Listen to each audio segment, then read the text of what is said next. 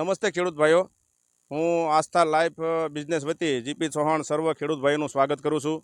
આજે જે ફિલ્ડમાં આપણે આવ્યા છીએ એ આદપરની વાડીમાં છે અને આ રોપ છે અત્યારે લગભગ ડુંગળીના રોપ બધી વયા જવાની બહુ પોઝિશન હતી અને આપણે એને કીધું હતું કે ભાઈ તમે છે ને આપણે કાલા સોના આપણે દવા છે અને એ 2 વીઘે 1 લીટર પવરાવો એમ.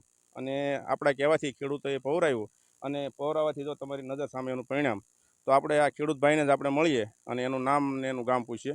નમસ્તે ખેડૂતભાઈ. નમસ્તે. તમારું નામ? મારું નામ મનુભાઈ ધરમજીભાઈ મકવાણા, ગામ આદપુર. હા. પછી આ રોપ મેં વાવ્યો હમ. અને 10-12 દિવસનો થયો. પછી લંગાવવા માંડ્યો ને વાંકો વળવા માંડ્યો ને પીળો પડવા માંડ્યો. પછી હું દવા લેવા જતો હતો, એમાં અમારા ગામના ધનજીભાઈ મને મળ્યા અને એને મેં વાત કરી, મેં રોપ કર્યો છે અને રોપ વહી જાય એવી પોઝિશનમાં મને લાગે છે. તો મને કંઈ ક્યાંય જતા નહીં, તમે મારી આગળ સાંજે આવજો, હું તમને દવા આપીશ, રોપ તમારો જશે નહીં અને સારો થઈ જાય છે. પછી બીજા દી ધનજીભાઈ આગળ ગયો હું અને આસ્થાનું આ એક ડબલું લાવ્યો. બરાબર. કાલા સોના લાવ્યો. કાલા સોના લાવીને મને એને કીધું કે આજે થોડો એક છંટકાવ કરી વાળો અને બીજું આમાંથી વધે એ 1.5-2 વીઘા જેખું છે એને કંઈ બીજું પાણી નારી કાલે પાઈ દેજો અને સવારમાં પાણી પાઈજો. મેં એ રીતનું કર્યું. બીજા દી મેં પાઈ દીધો. પછી ત્રીજા દિવસે જોયું ને તે વાંકો વળી ગયેલો હતો ને રોપ બધો ઊભો થઈ ગયો અને ચોથા દિવસે તો લીલો લાગવા માંડ્યો મને.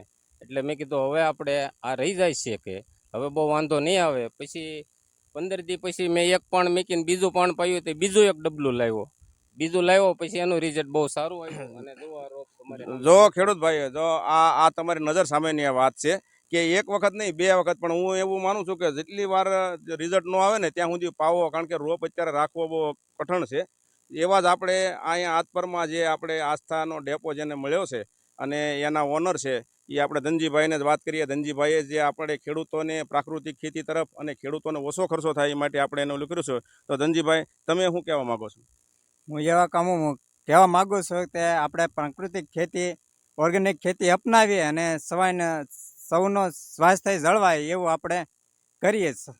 જો ખેડૂતભાઈ, આ બધી વાત એવી છે કે આપણે એવું નથી કે ઓર્ગેનિક ખેતી કરતા હોય તો જ આનો ઉપયોગ કરીએ. કદાચ ન કરતા હોય ને તો આપણું બ્લેક સોના ખાતર એવું આવે છે.